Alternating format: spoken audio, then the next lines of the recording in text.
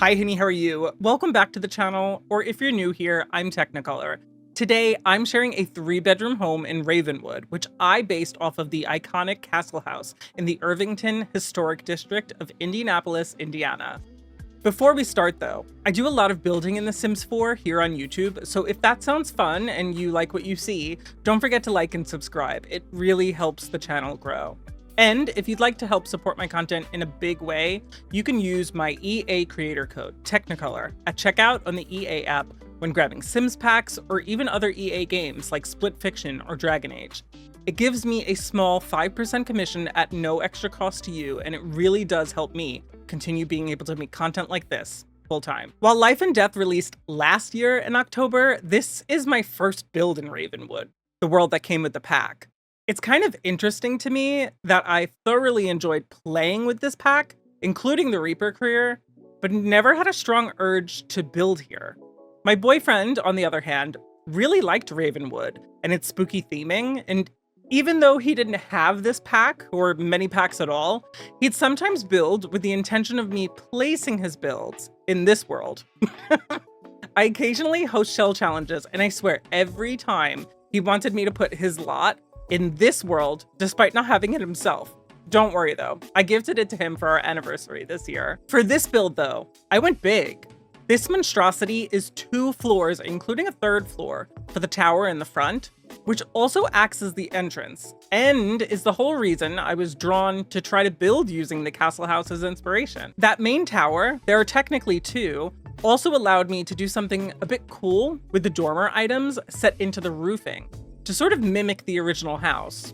I was scrolling on TikTok one night, and there was a realtor doing a tour of the house, and I knew instantly I had to try building it. I'll actually link that tour in the description in case you're interested. This build was much larger than I had anticipated. On the 1st floor, we have a formal living room, study, dining room, half bath, and kitchen with access to both the greenhouse and a small backyard. On the 2nd floor, there's a primary bedroom, living room, guest room, and a room for a nursery. I'm saying all of this because I originally started building on the Moppy Manor lot in the Crow's Crossing neighborhood and needed to expand a little bit from a 30 by 20 lot to a 30 by 30.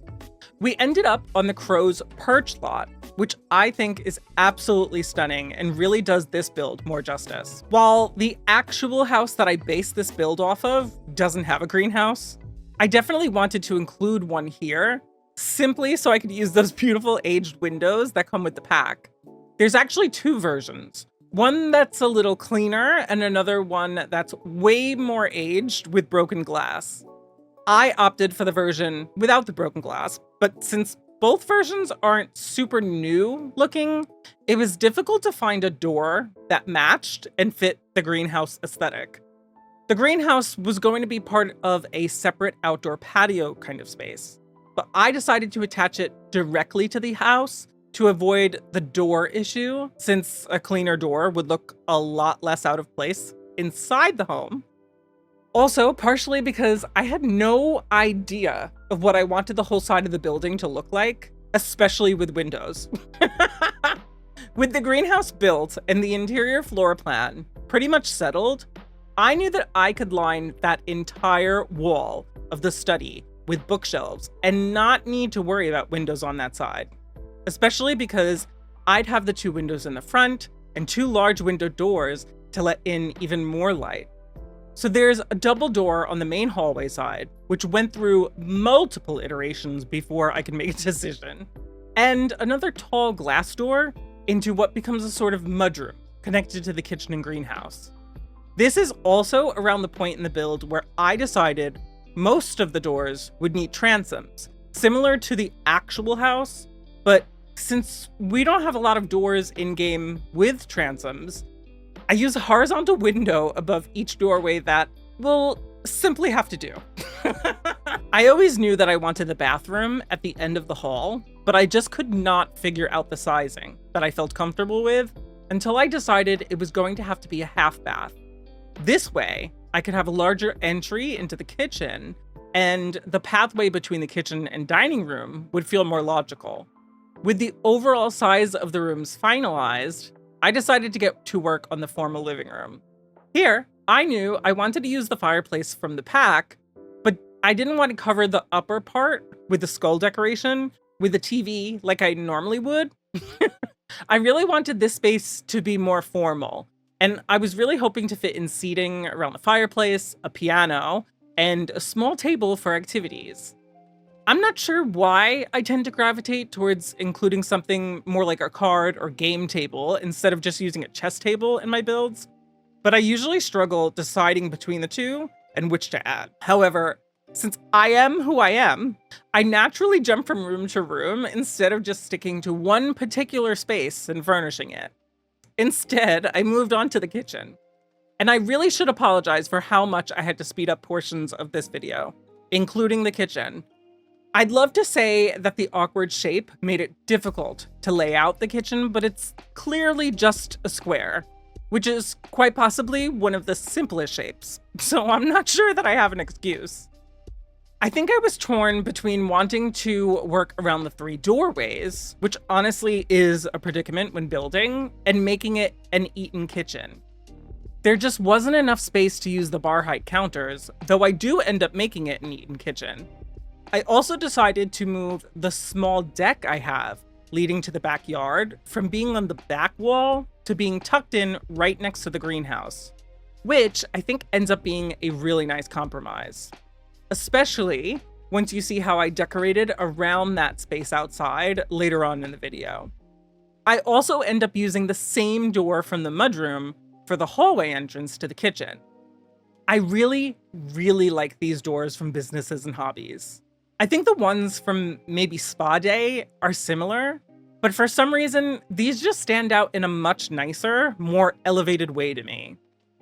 I do end up breaking away from the rest of the look of the house by using different windows for above the sink and another small window into the greenhouse. I should also probably mention that this is not at all a limited pack build, but I think since it's a much larger build and last week's video used a lot less packs, it's okay. Moving on to the dining room, I have to say that this room reminds me so much of one of my favorite builds I've ever done, a Cape Cod style in Brindleton Bay that I used for my legacy save. That build also had a tower attached to the corner, and that's where I had a little buffet table or plant, and during the winter, a Christmas tree. This room itself is a lot smaller than the one in the build I'm referring to, but I'm still able to fit in a table for 4 and a bar by the stained glass windows. Even though this house is legitimately massive, I think the smaller dining room size makes total sense for it.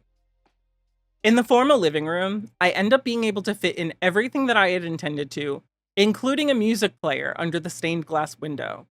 I'm using a lot of different packs in this one room, but I think they all complement each other nicely. I was a bit concerned that the seating from Enchanted by Nature would feel super out of place, but I was surprised at how normal they looked along with the rest of the furniture.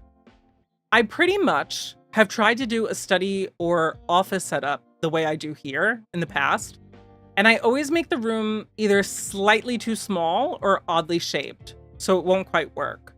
Here, I can fit the desk and desk chair between the bookcase wall and the rest of the room. Plus, there's room for 2 chairs opposite the desk.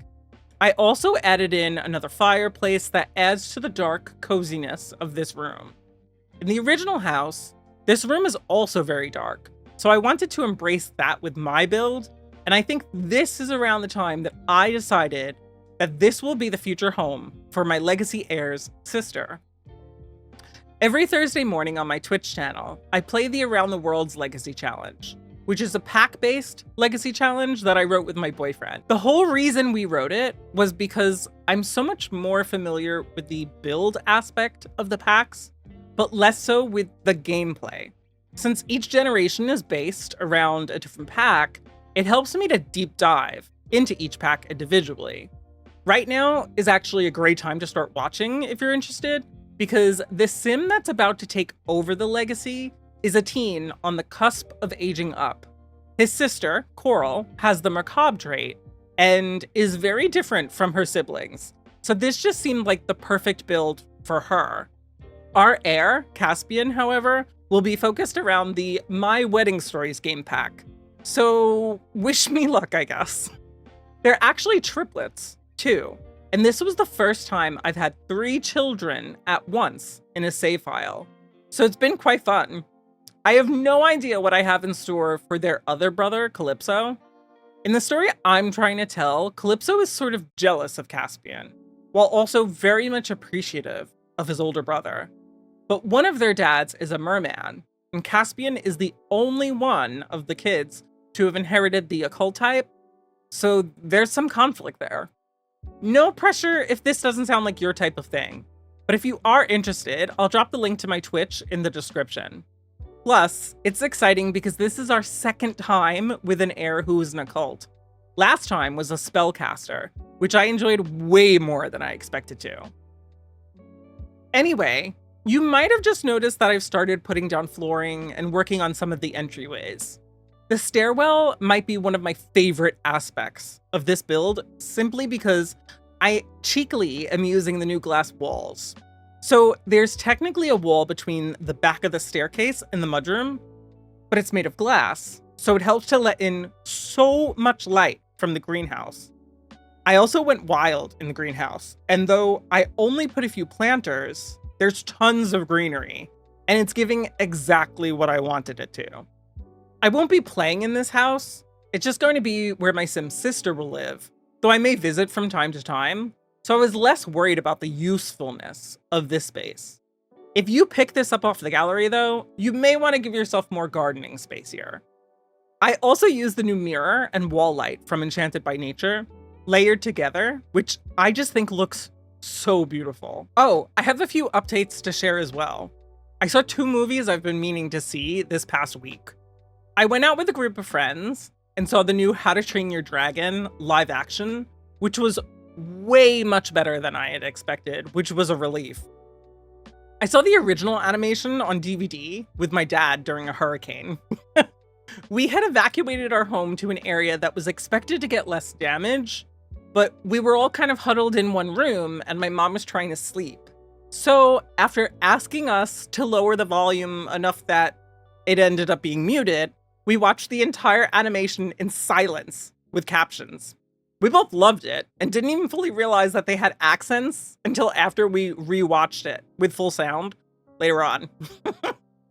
The theater we went to see this version at ended up having the captions on the screen, which I thought was quite amusing given my history with it.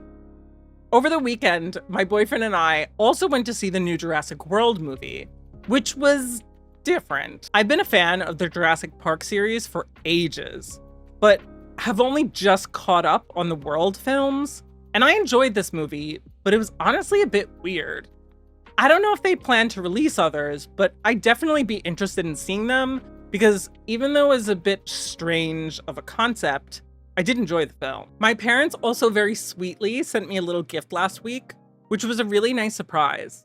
I've always been a big fan of The Little Mermaid and the ocean in general, so they sent me this adorable shell tray pearl light thing. Funnily enough, my mom said she was watching a TikToker she enjoys, and it was part of his home goods haul video, and she found it, and her and my dad shipped it to me. Then, a day or so later, that same TikToker's video came up on my For You page, and I was like, wait, is this the person you were talking about? So it was kind of funny to know that we both have been following the same creator, which has happened to us in the past too. Great minds think alike, I suppose. Back in the kitchen, I had a lot of fun decorating with the kitchen clutter kit. Honestly, I think the clutter kits are probably the best value kits out of all of them, because I end up using them in pretty much every single build. Do you feel the same way? I know kits can be kind of controversial because they're still pretty expensive at $5 each, and there are a lot of them to choose from. So I'm always interested to hear what other people think. Honestly, let me know in the comments what some of your favorite kits are too. I think I'd like to do a couple of pack ranking videos because I think it might be fun. So that might be on the horizon too. Since we're getting close to working on the second floor of this build, I thought I might talk a little bit more about the house I used for inspiration. Oddly enough, the first floor of the original build had 2 connected living rooms, which I split into a formal living room and a dining room. On the other side, right behind the study, is a dining room and then kitchen. Obviously, my version is laid out very differently, but I honestly think it makes more sense this way. I suppose the back living room in the inspiration could technically be used as a bedroom or something, since there is a door instead of a doorway, but I just thought it was odd that they had it staged that way. The hallway is actually set up very similarly, with the bathroom in the back and the staircase in the center. But man, I wish we had more rounded, let alone spiral, staircases in The Sims 4. The second floor was a little harder to visualize based on the video and the photos I found, but I think what I came up with works well for our purposes in the game. I put the theater room or living room, family room, whatever you want to call it, in the back above the kitchen. When starting on this room, I wanted to use one of the frame TVs above a fireplace, but it felt kind of cramped, and I know that the TV above the fireplace placement is a controversial subject, so I decided to do something different here, and I'm obsessed. I actually use the same fireplace 4 times.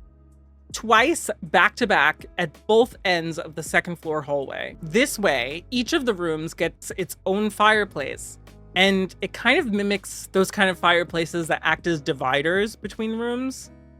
And since the fireplace is off to the side in this room, I was able to use the massive TV wall we got in one of the new kits here to really make an immersive theater space.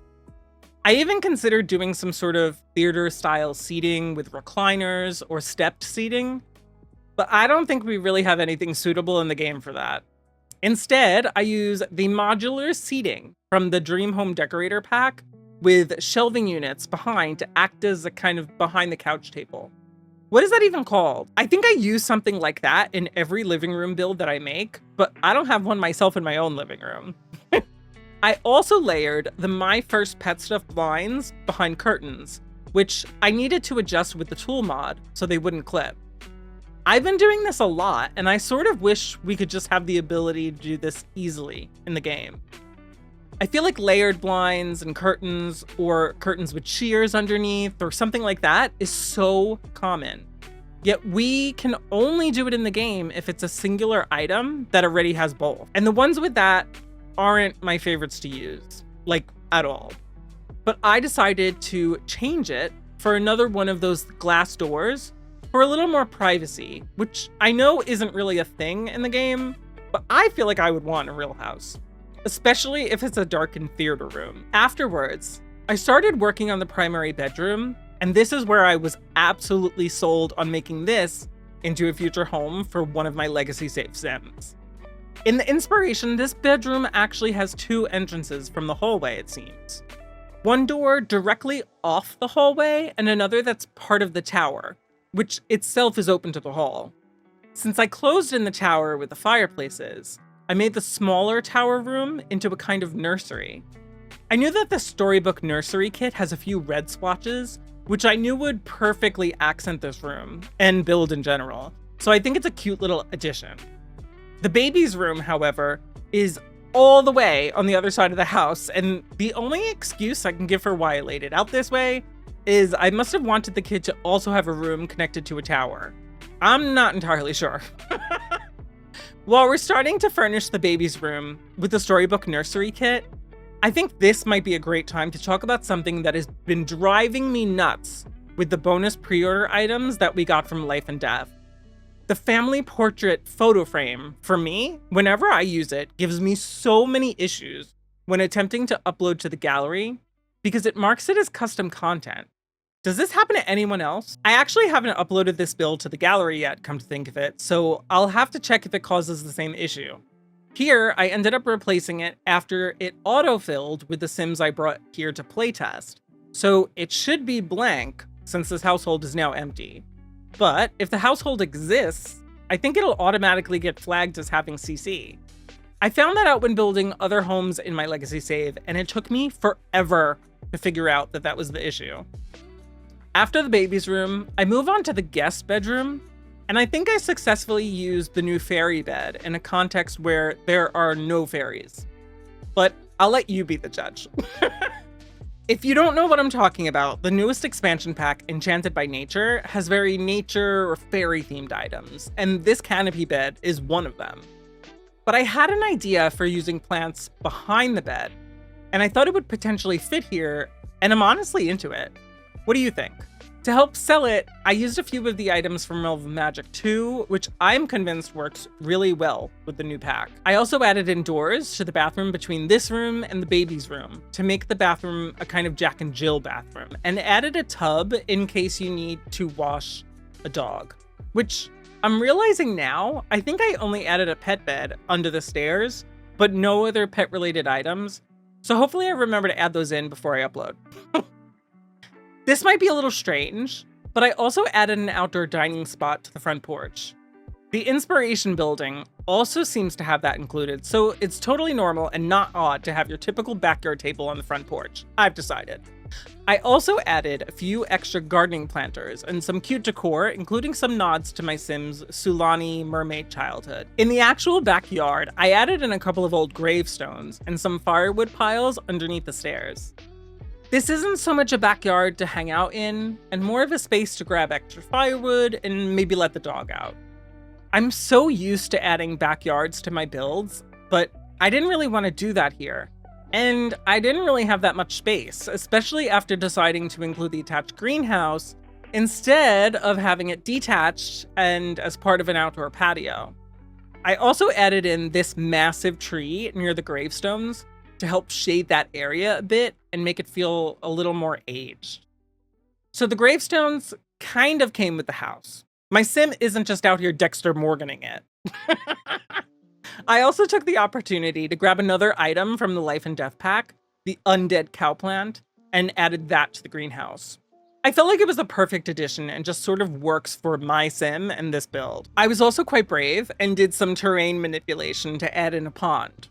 I seriously doubt it will be useful for my heir's hydration need whenever he visits, but I just knew it would add to the ambiance of the build. And I feel like Coral, my sim, would appreciate having a pond on her lot since she is no longer living on the beach. Just kind of a little nod to back home in a way. The terrain manipulation was actually quite fun, and I didn't overthink it like I usually do. I think I just made a little shape, added water, and then smoothed it out a bit. Does it look like a good pond? Let me know in the comments if you have any tips for making ponds in The Sims 4, or just terrain manipulation in general. I really want to improve my terrain and landscaping going forward. I silently made a pledge to myself to try to get better at roofing this year, and I think I've already made strides in that department. Around the pond, I added a bunch of rocks that I thought might look similar to the ones in the space next to this lot. Same thing with the grass and other foliage. I just looked at what was nearby and kind of just tried to keep up with that look and style and do something a bit different here. I'm actually kind of proud of this pond because I think I've really only ever attempted to add a pond to one other build, and that was kind of a disaster. So this one is a huge improvement. And since my sim is named Coral and uses a lot of coral colors in her overall image, I tried to use as much of that, especially from Life and Death, in the landscaping for this lot. I'm not entirely sure if it looks supernatural here. Supernatural. I promise that was not an intended pun, but I'm happy with it. I added a couple of trees around and then kind of put bushes and flowers and spaces to build it out. Added in a few more rocks to add some interest. Again, this is an area I definitely want to improve in, but I think I'm getting better. Additionally, I added some flourishes to the tower to make it look a little less bland underneath those top windows. And again, I did some decorating to the porch with planters, plants, and some more seating. I didn't add a ton of outdoor lighting either, but I wanted this lot to be a bit darker, given the Life and Death theming. However, we are nearing the end of the speed build, so let me pop into the game and give a little overview tour. Okay, I've just opened the game, and I think I just stumbled upon something new. It seems like if you join the Sims mailing list, you can win all of the packs. So all the expansion packs, game packs, stuff packs, and 45 kits. What? So here we are on the Crow's Perch lot, and this is my massive build. build. So there's a little pathway here to get to the swing set, and then there's the pond in the back.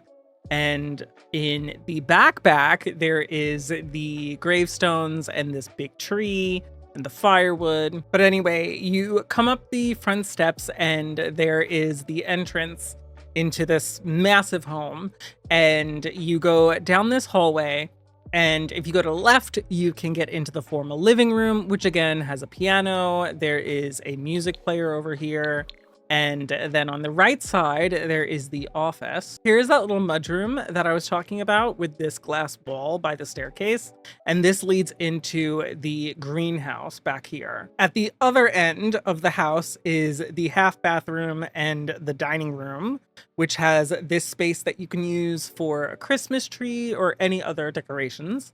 And then on the right-hand side is the kitchen that also has access to that back porch. Heading upstairs, down the hallway, and in the front of the build is the primary bedroom, which also has a little nursery area in the tower and has its own primary bathroom. Across the hall is the guest bedroom that uses some of the Enchanted by Nature items and has a Jack and Jill bathroom setup here that also leads into the baby's room. And then across the hall on this side is the theater room over here. But that, my friends, is the entire build. Don't forget to use my creator code Teknikolour if you're planning on grabbing Life and Death or any other Sims packs. While it isn't a discount code for you, it does help take a small portion of your sale out of EA's pockets and helps to support my channel and keeps content like this coming. Thanks for watching. If you'd like to download this build, you can grab it off the gallery using my EA account ID, Teknikolour. Don't forget to like, subscribe, and hit that notification bell so you don't miss out on future videos. But I'll catch you in the next one. Bye-bye.